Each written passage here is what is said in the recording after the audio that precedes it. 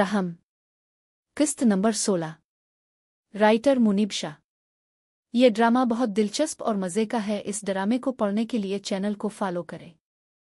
फातिमा शाहिद को फ़ोन करती और कहती मुझे मरियम ने सब बता दिया है। शाहिद ने कहा फातिमा अगर मैं तुम्हें खो देता तो मैं जिंदा ना रह पाता।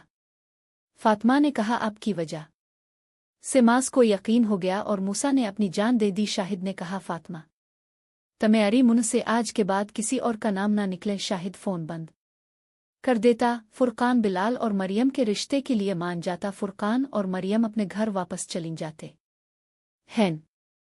बिलाल घर आता है और कहता बाबा अब से किसी ने मल्ला है। फारूक ने कहा किसने मल्ला है? बिलाल ने कहा गुलजार अंदर आ जाओ। गुलजार मास को व्हील चेयर पर लाता है। सब मास को देखकर हैरान होते।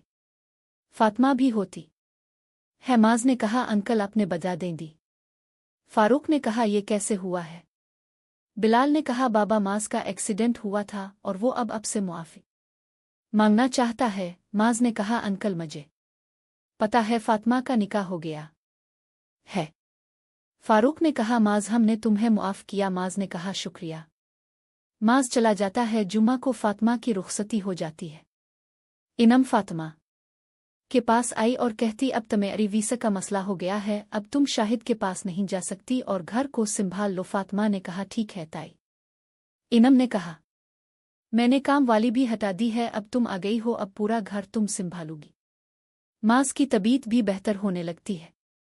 इनम फातिमा पर बहुत जुल्म करने लग जाती है। एक हफ्ता गुजर जाता था। शाहिद भी फातिमा को फ़ोन ना करता। एक दिन फातिमा की दोस्त आयत आती है। फातिमा ने कहा इतने अरसा बाद आई हो? आयत ने कहा वो इकरा बाजी दुबई से आई हुई थी और तुम सुनाओ तुम्हारी शादी हो गई और मुझे बुलाया भी नहीं।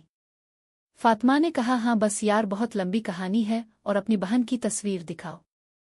आयत ने कहा ये देखो आयत ये इकरा बाजी है और ये उनके शौहर शाहिद भाई है। फातिमा ने कहा ये शाहिद क्यों इकरा के साथ खड़ा हुआ है? आयत ने कहा फातिमा यही तो बाजी के शौहर है। आगे पढ़ने के लिए चैनल को लाइक और सब्सक्राइब करें।